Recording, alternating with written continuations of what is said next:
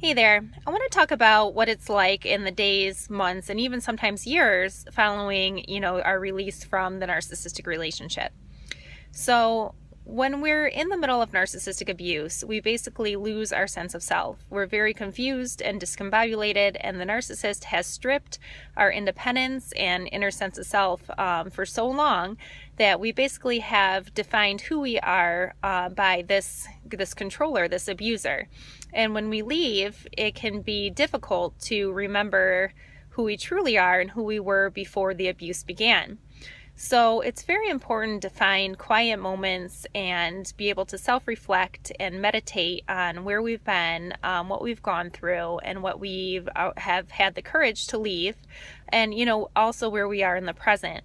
So while it's important to make sure that we remain close with our support system, those, the network of friends and family who have stayed close and supportive throughout the journey, it's also important to make sure that we find those quiet moments in which we can really, regain that sense of self, really make sure that we know who we are and who we want to be going forward, and, find time for things that we find pleasurable, and, things that we may have done prior to the relationship that will help us feel more independent and more secure moving forward.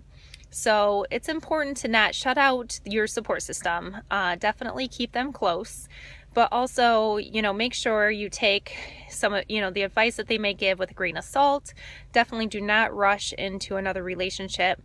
Really take the time to be by yourself and to heal and to know what you want moving forward so that you don't repeat the cycle. A lot of times victims of narcissistic abuse are codependent. We are echoers, and oftentimes we want to rush into another relationship. We're very dependent on other people.